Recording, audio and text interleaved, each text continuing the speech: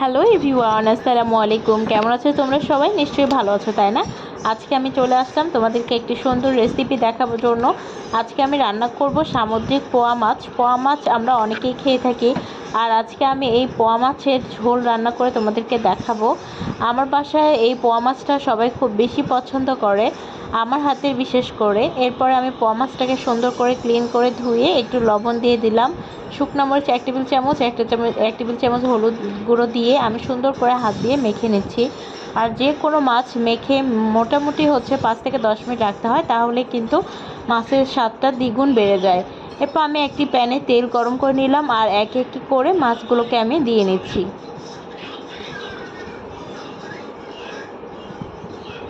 এরপর বলো, তোমাদের কার কি মাছ খেতে পছন্দ করো? নিশ্চয়ই কমেন্ট বক্সে তা জানাই যাবা, ঠিক আছে? এই যে আমি দেখতে পাচ্ছ মাছগুলোকে খুব সুন্দর করে কিন্তু ভেজে নিয়েছি। 2 সাইড সুন্দর করে ভেজে আমি মাছগুলোকে উঠিয়ে ফেলছি।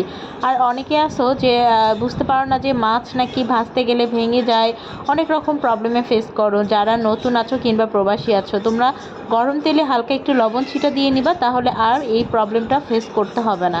এরপর আমি ব্লেন্ডারে একটু মশলা ব্লেন্ড করে নেব। এর জন্য কয়েকটি পেঁয়াজ আমি কুচি করে নিয়েছি, 2-3 কোয়া রসুন, আর অল্প পরিমাণে একটু আদা দিয়েছি, আর কাঁচামরিচ দিয়ে আমি এটাকে ব্লেন্ডারে সুন্দর করে ব্লেন্ড করে নিচ্ছি। যেহেতু আজকে আমার মশলা করা ছিল না, তাই আমি করে নিলাম। এরপর আমি যে মাছগুলো ভেজেছিলাম, তেলগুলো অবশিষ্ট রয়ে গিয়েছিল, এর মধ্যে আমি এই মশলার মিশ্রণটি দিয়ে দিলাম। এরপর আমি এখানে 1/2 টেবিল চামচ শুকনো গুঁড়ো, একটু ধনিয়ার গুঁড়ো, হলুদ গুঁড়ো, লবণ দিয়ে খুব সুন্দর করে মশলাগুলোকে কষিয়ে নেব।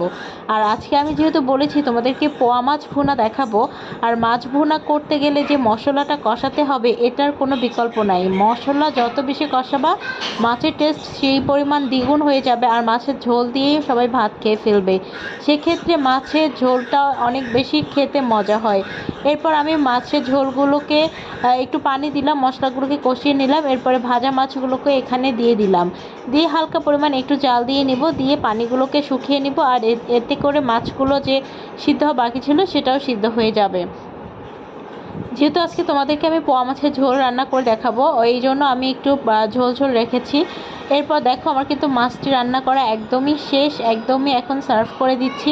দেখতেই পাচ্ছ মাছটা দেখতে কত ইয়ামি লাগছে, দেখতে ঠিক যেমন লেগেছে খেতেও কিন্তু মাশাআল্লাহ ঠিক তেমন লেগেছে। তোমাদের যদি রেসিপিটি খুব ভালো লেগে থাকে, তাহলে এই পেজের সাথেই থাকবে। আল্লাহ হাফেজ।